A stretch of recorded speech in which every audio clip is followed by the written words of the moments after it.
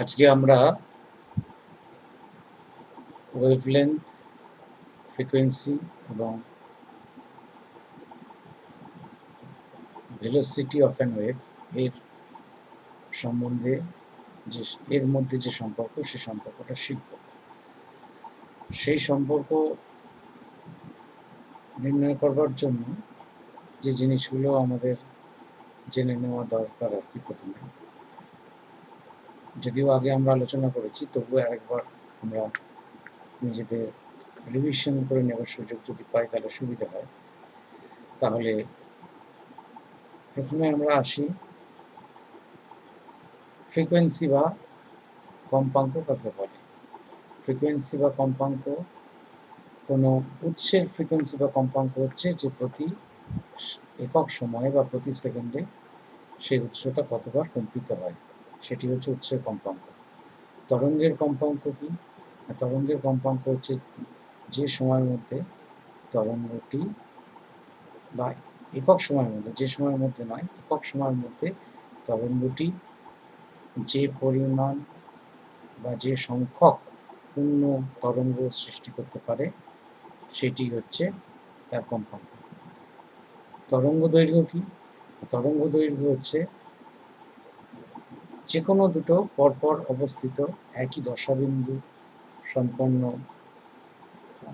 বিন্দুর মধ্যে, তরঙ্গের মধ্যে অবস্থিত দুটি বিন্দুর মধ্যে দূরত্ব, কিন্তু বিন্দু দুটি কেমন হতে হবে না, পরপর অবস্থিত হতে হবে এবং একই দশা সম্পন্ন হতে হবে।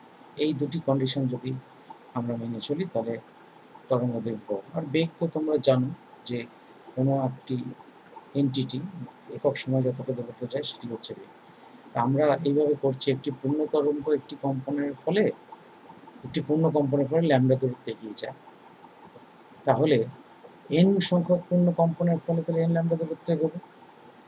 তাহলে যদি এই এন সংখ্যক পূর্ণ কম্পন বা পূর্ণ তরঙ্গ একক সময় করে থাকে, তাহলে এন নিশ্চয়ই তাহলে ওই তরঙ্গটির কম্পাঙ্ক বলতে পারি। তাহলে সেক্ষেত্রে আবার এটাও তো আমরা শিখে এসেছি যে কোনো একটি সংস্থা একক সময়ে যে দূরত্ব অতিক্রম করে সেটি হচ্ছে তার বেগ। তাহলে তরঙ্গটি একক সময় যে দূরত্ব অতিক্রম করছে তাহলে এন ল্যামডা, তাহলে তরঙ্গটির বেগ হচ্ছে ভি ইকুয়াল টু তাহলে এন ল্যামডা। এইটি হচ্ছে তরঙ্গ বেগ, কম্পাঙ্ক এবং তরঙ্গ দৈর্ঘ্যের মধ্যে সম্পর্ক। এবং এই সম্পর্কটি কেবলমাত্র শব্দ তরঙ্গের বেলায় সত্যি তা নয়, এটি সব ধরনের তরঙ্গের বেলাতেই সমানভাবে সত্যি।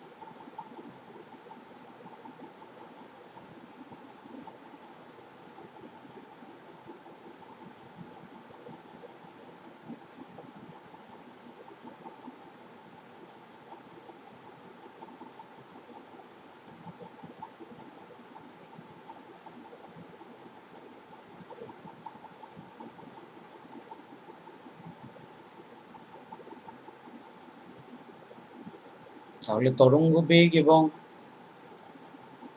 কম্পাঙ্ক তরঙ্গ দৈর্ঘ্যের মধ্যে সম্পর্ক আমরা পেয়ে গেলাম।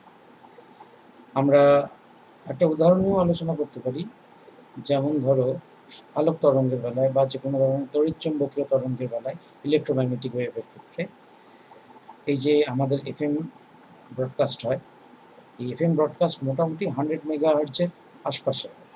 তাহলে 100 মেগাহার্টজ মানে তোমরা খুব সহজেই বুঝতে পারছো যে 100 মেগাহার্টজ মানে হচ্ছে 10⁶ হার্টজ ইন্টু 100। তাহলে সেক্ষেত্রে আমরা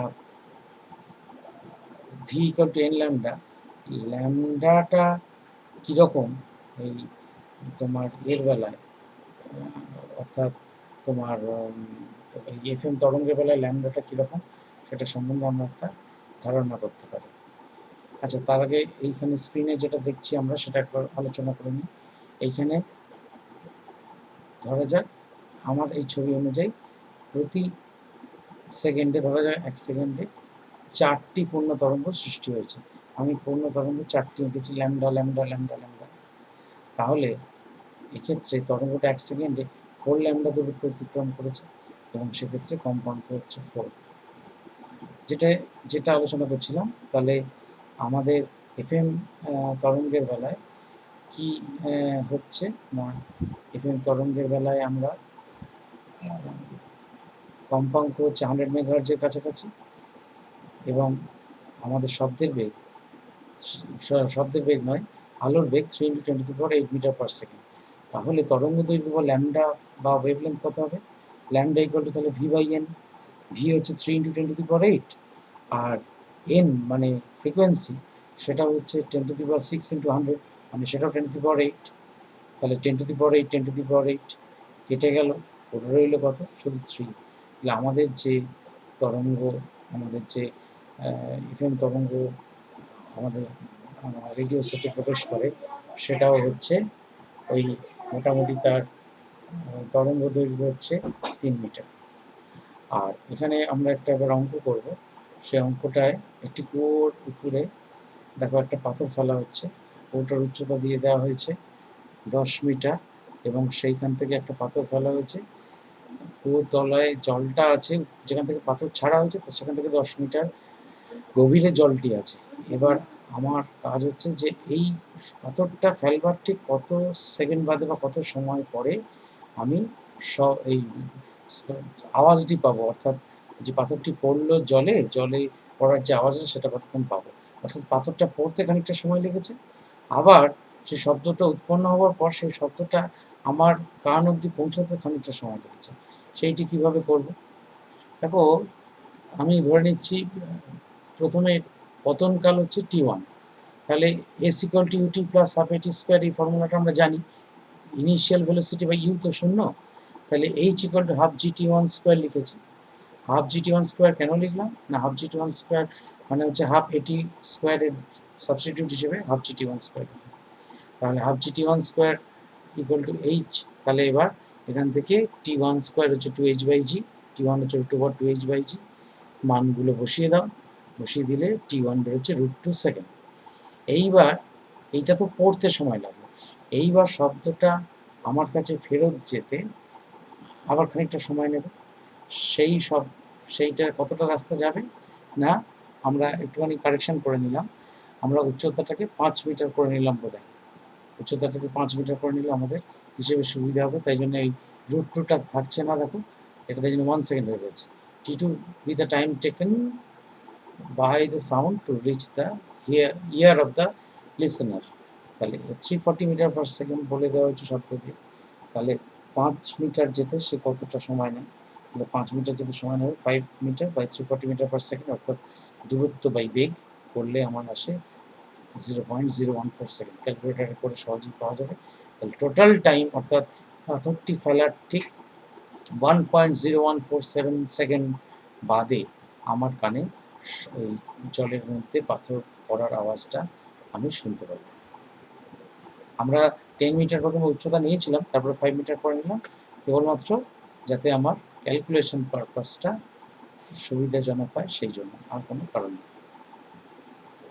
আশা করি সবাই বুঝতে পেরেছ।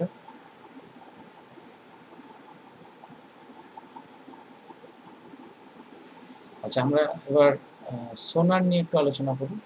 সোনার হচ্ছে পুরো কথাটা সাউন্ড ন্যাভিগেশন অ্যান্ড রেঞ্জিং। এটি একটি যন্ত্র, এই যন্ত্রের সাহায্যে আলোর প্রতিফলন বা আলো নয়, শব্দের প্রতিফলন বা শব্দের ইকো প্রতিধ্বনিকে কাজে লাগিয়ে আমরা বিভিন্ন রকম দূরত্ব মেপে ফেলি আর কি।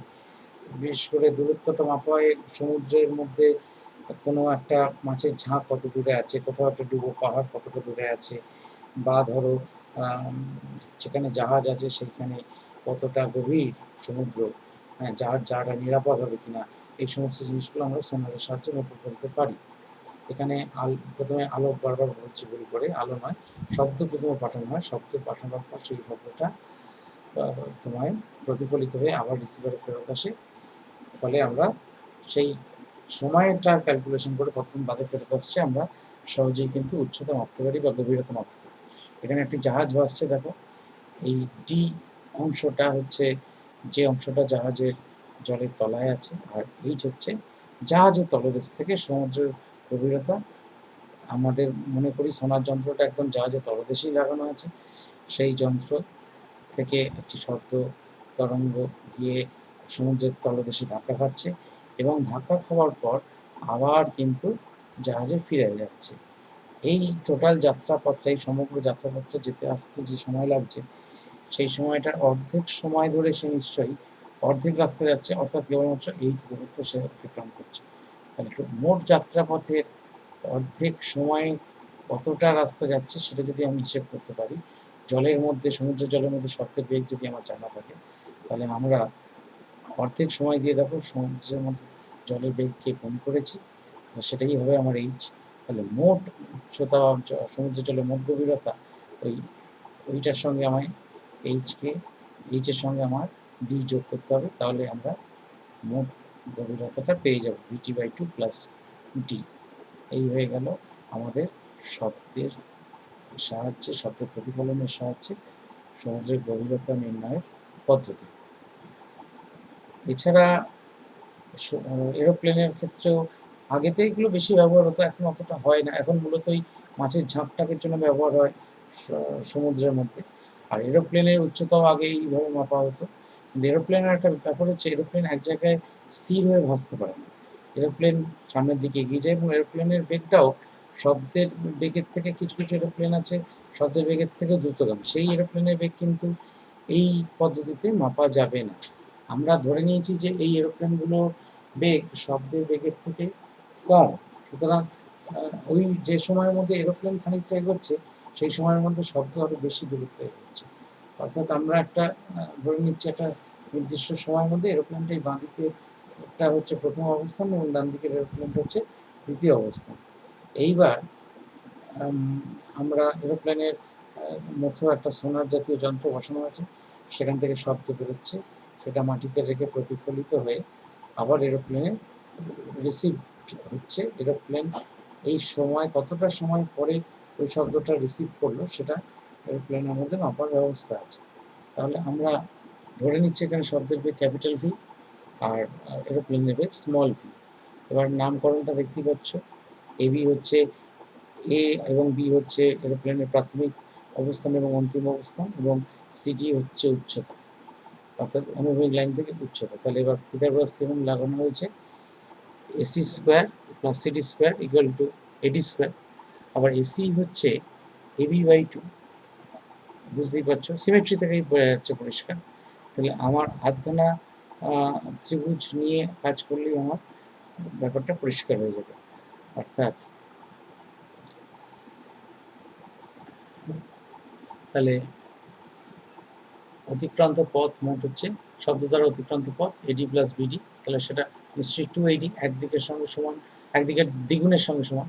আর বিমান দ্বারা অতিক্রান্ত পথ AB ইকুয়াল টু 2AC। এ অবধি আশা করি কোনো সমস্যা নেই। এরপর আমরা কি করতে পারি সেটা হচ্ছে যে আমরা ওই শব্দ দ্বারা ব্যবহৃত যে সময় সেটা হচ্ছে, তার মানে 280/v শব্দ মোট সময় যেটা ব্যবহার করেছে, আর বিমান ব্যবহার করেছে ওই একই সময়, সেটা হচ্ছে 2AC/v স্মল ভি। তাহলে বুঝতে পারছো সময় দুদিকেই সমান হবে। তাহলে আমরা অর্থাৎ প্লেন যতটা সময় ধরে ওই দূরত্ব এগিয়েছে, শব্দ ওই একই সময়ে ওই অতটা দূরত্ব এগিয়েছে, অর্থাৎ 280 পরিমাণ দূরত্ব এগিয়েছে, আর প্লেন সেই সময় 2AC পরিমাণ দূরত্ব এগিয়েছে, তার 2 কেটে গেল। তাহলে আমার শেষ অবধি দাঁড়াচ্ছে কি সিডি স্কোয়ার ইকুয়াল টু ওই পিথাগোরাস থিওরেম লাগিয়ে সিডি স্কোয়ার হচ্ছে AD square minus AC square.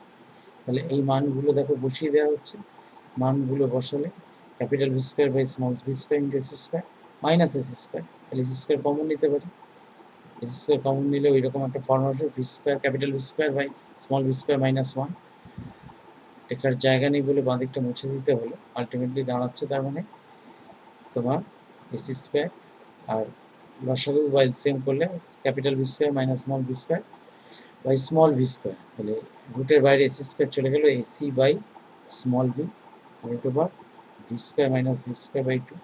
এবার যে টাইমটা লেগেছে সেই টাইমটা যদি মেপে ফেলে থাকি, তাহলে এসি বাই ভি হচ্ছে সেই টাইম, এসি মানে কতটা দূরত্ব বুঝতে পারছো, আধখানা রাস্তা, আধখানা রাস্তা যাওয়ার যে সময়টা সেটা হচ্ছে এসি, তাহলে এটা হচ্ছে ওই এসি বাই ভি এর জায়গায় তাহলে আমরা টি বাই টু লিখে দিতে পারি। টি বাই টু কেন লিখতে পারি না, মোট সময়টা টি ধরেছিলাম, তাহলে অর্ধেক দূরত্ব যাওয়ার জন্য যে সময়টা লেগেছে, অর্থাৎ এ থেকে বি যেতে সময় লেগেছে টি, তাহলে এসি পরিমাণ দূরত্ব যেতে নিশ্চয়ই টি বাই টু সময় লেগেছে, তাহলে আমার আলটিমেটলি যে এক্সপ্রেশনটা দাঁড়াচ্ছে সেটা হচ্ছে T by two root over V square, capital V square minus small V square, এরকম একটা এক্সপ্রেশন দাঁড়াচ্ছে।